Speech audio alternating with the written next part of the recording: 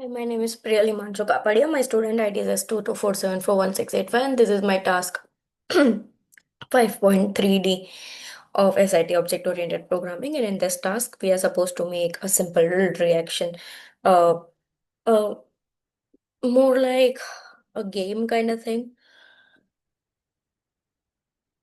Yes, so in this code I have made a simple reaction machine.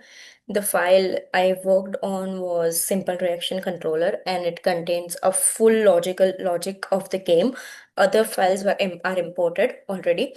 In this file, what I do over here is the file implements controller for simple machine. There are simple reaction machine game. The controller uses a stable machine pattern, which the game is always in one specific state, such as an ideal state, such as ready, such as wait, such as run or stop, depending on what the user does. Let me explain the first thing. Over here, the GUI, RNG, and current state are like key variables. The GUI over here. We talk is how we talk to the display, and then RNG is random generator for choosing wait times, and then there is this current state tracks which state we are in, like in currently in. And then let's see the connect. Let's move to the methods. The connect method links the controller to the GUI and the random generator. That's all. The init method puts the game into the starting state, which is the ideal state. Over here, the coin inserted is like the these are like the simple these are like coin inserted methods, go stop pressed methods, tick methods. Over here, let's talk about ideal state. So what happens in ideal state is like it displays that insert coin. Now you can insert coin, and now it is ready. And then it moves to the ready state. What happens in ready state? It displays a message called press go, like press enter to start the game, and then it waits for a random period of time. And the wait state is when a random time is generated using the RNG thing which I mentioned above. And then and then when we and then we can press exit. We can press stop by using enter.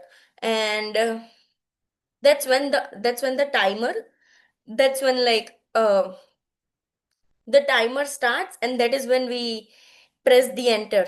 Over here the ticking is like the timer starts. It is really difficult to explain, but I'll show it to you when I run the output. So over here there is ticking called, which after the random time, after the wait for random amount of time, this clock starts ticking. Like each tick is like 10 milliseconds. And if the and no, that is like if and else, just to display any error or anything. And then there is this stop where we can stop the display to. And that is all. That is all. And then when we stop, where it saves the time, where the how long did it take to react to the complete process. And no, I don't want to press anything. Okay, so I'll show you the method running output of this code. Also, I have made a little bit of changes in like machine at the end, because like I've changed like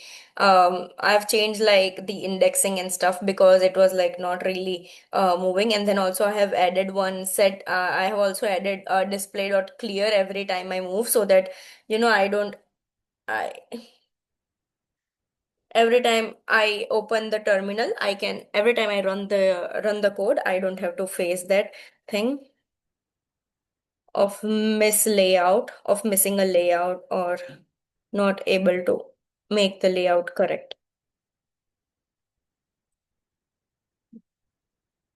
As you can see, now there will be a yellow box with blue display and with blue menu printed in it.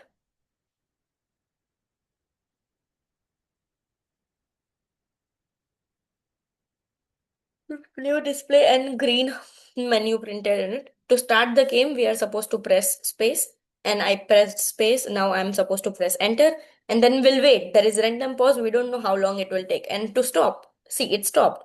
So now it is stopped at 24. If I want to again, it will show. If you want to play again, yes, press go. Wait, and it is now stopped at 3. So it took me 0.33 seconds. So this was my code. I mean, most of like I just had to make sure I had to make sure was to make states. Everything else was already done. The iController, iGUI, iRandom, .cs file. These all files are just imported from the resources. This is what my task was about. I'm open to questions. Thank you.